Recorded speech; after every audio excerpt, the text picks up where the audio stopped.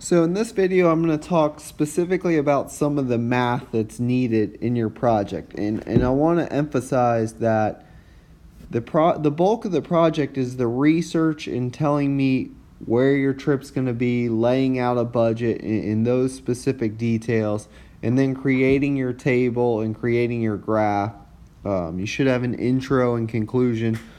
Please follow that outline. Again, the math that I'm going to show in this video is a very small part of the project. The bulk of it is actually telling me about your trip and how you're going to reach the goal of paying for your trip.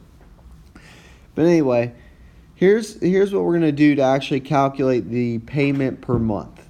So this example scenario, let's say I did all my research and my trip came out to cost $10,000. I'm going to save for 4 years. My bank rate is 1.5%, and they're going to compound that quarterly. So the value so far, the future value, this is the value of the trip. My trip's going to be $10,000. The payment is the amount that I'm going to put away each month. I don't know what that is. The rate is in decimal form. That's my 1.5%. N is the total number of compounds. Well, I'm saving for 4 years, and this trip is compounding quarterly. So that would be 4 times a year for 4 years. I have 16 compounds, and T would be 4. So we're going to try and solve for P. So plugging everything in, what I would have so far is 10,000 equals, we don't know what P is, but this whole other side, this thing right here is going to give me a value that I'm going to end up dividing over. So I'm going to plug in all the information. It would be 1 plus 0.015 is my R, N is 16, to the 16 times 4, minus 1, over 0.015 divided by 16. And this thing is going to give me some number when I calculate this entire value. And I would suggest that you check that in your calculator, but when I do it, I get to 3 decimal places, 65.927. So what I have is P times 65.927. That's what this thing is over here. So I'm going to divide by that.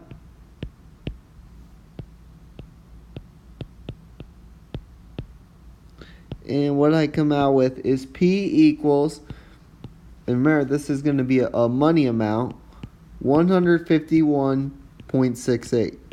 So what that means is in my scenario, I need to save $151.68 each month. Okay, so now I'm going to talk just very briefly about how you would make your table. So let's say I wanted to track this table over 48 months. You don't need to do each individual month, but you should show me a table where you're tracking it every 3 months or 6 months or so on. You shouldn't just have 4 points. I would say 12 to 16. That's pretty good. And so the question is, well, how do I find the account? What amount is in the account? That's the same thing as this FV number. Okay? Well, let's just start out. 0 months, obviously, there's $0 in the account. But let's say I wanted to know after 3 months how much is in the account. We know the payment. The payment is going to be 151.68. We know R is 0.015. And our number of compounds, that's not going to change, it's 16. Well, let's talk about T. Let's say I wanted to find T for 3 months. T is in years, right? Well, 3 months is what? 3/12 of a year. And so likewise, for 6 months, I would put in like 6/12, and so on. So you want to be careful when you're calculating this table of values that you're using the right t. If I wanted to do 15 months, I would put 15/12 in there. So future value would equal 151.68 times 1 plus 0.015 over 16 times 16 times 3/12 minus 1 over 0.015 divided by 16. And you may want to try that one in your calculator and just make sure you get the same value. But I'm getting $607.53. And so what that's telling me is the amount of money that would be in my account after 3 months. So that value should go here.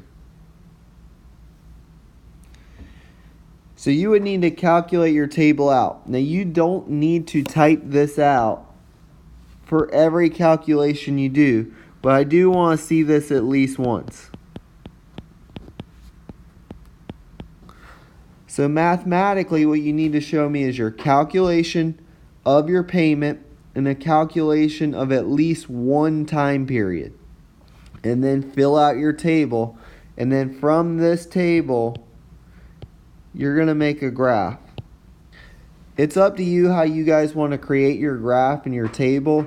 You can use Excel, Word, whatever you'd like. That's up to you.